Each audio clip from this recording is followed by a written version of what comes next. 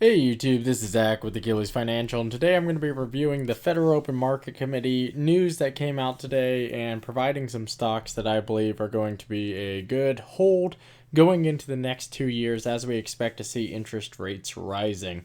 The thing that I want to highlight, I am on the Federal Open Market Committee website, and that is on the Board of the Governors of the Federal Reserve System. If you just type in FOMC, then the second or third link on Google will bring you here. This is the calendar option. You can actually see the statement that came out today, but what I'm going to be focused on is the projection materials found here.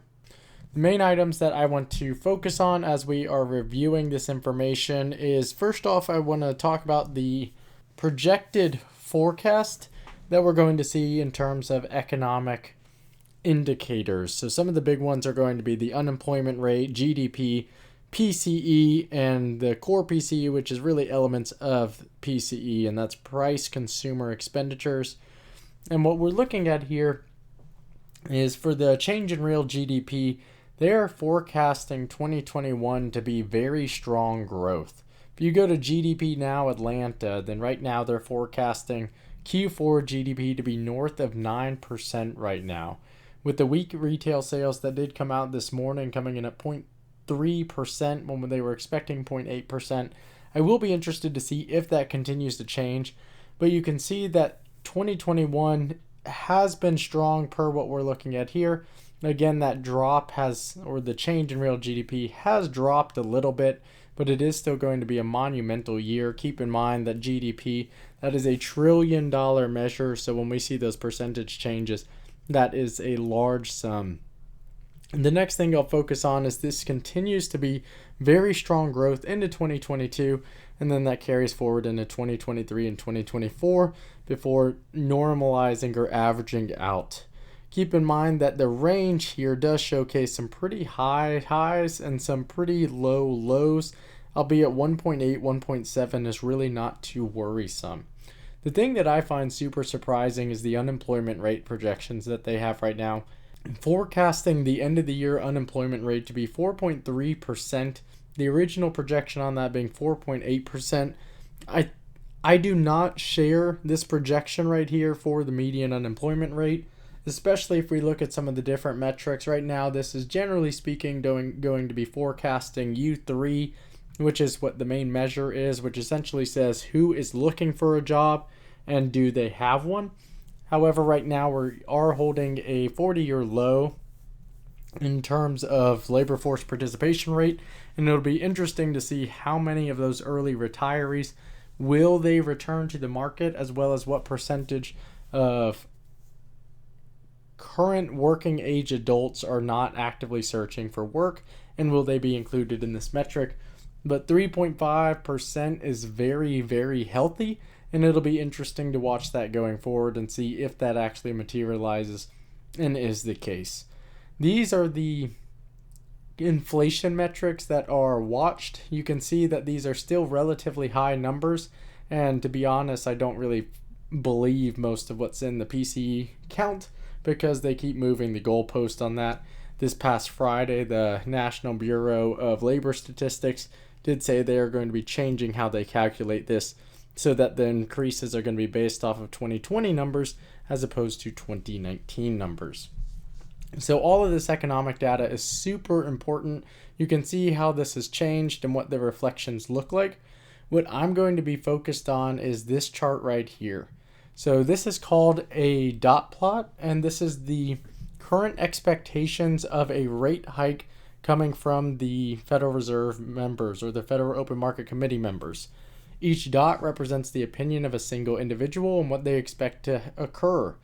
I'd like to highlight that the last time we had this information, we had 9 individuals that were forecasting there would be no rate hikes in 2022.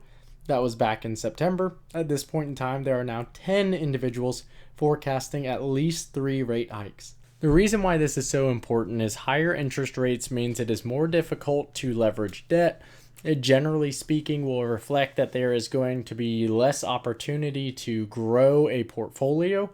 A lot of the past gains in speculative markets were fueled by the easy money policies that were ongoing. If we were to see 3 rate hikes next year, then the expectation is that we would see quite a bit of volatility depending on how those rate hikes were approached in equity markets. It's important to note that Powell today did make several statements looking to make sure that whatever he said would be accommodating to the broader, really equity market, but in particular the stock market. He did not come out and say that, but that was very much so the idea behind a lot of the statements he was making, is that they would continue to be accommodative and they would make sure that they do not startle anyone with these expectations. Due to the higher interest rates, it sets up a number of investment opportunities over the course of the next 6 months as the tapering of current asset purchases slows from the Federal Reserve and interest rates have not yet gone up. The first thing that I'll highlight is I do think that real estate will continue to be an opportunity in 2020. It's something that I will be looking into in terms of an investment and something I would encourage others to get into. I'm by no means an expert when it comes to that material, but there are a lot of really good channels that will cover that, and when I make a purchase in the first half of 2022, I will cover that here on the channel. But the other item that I want to associate and talk about is some bank stocks. So I'm going to head over to TD Ameritrade for that conversation. So I really want to focus on Bank of America stock. It is readily available here in the TD Ameritrade platform. What I really want to highlight, if you look at the fundamentals associated with with Bank of America, I want to focus on the net interest income, and we can actually look at this on the annual basis. You can see that on 2020 numbers, as well as even if we were to look at the numbers I was just posting, that the overall income associated with this company has actually continued to drop. Now, net income has continued to stay very strong, but we're still not quite where we were in 2018, 2019 numbers, especially if you look at the quarterly numbers available here. Again, very strong numbers. However, a lot of this has transitioned into fee income.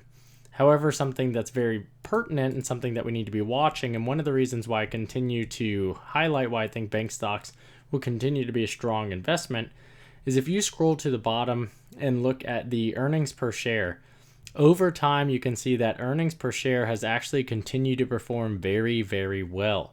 One of the reasons why that is because when you look at the earnings per share on a stock-by-stock basis, and if I look at this on a quarterly basis, keep in mind the number 2.77 because we were just looking at that for 2018.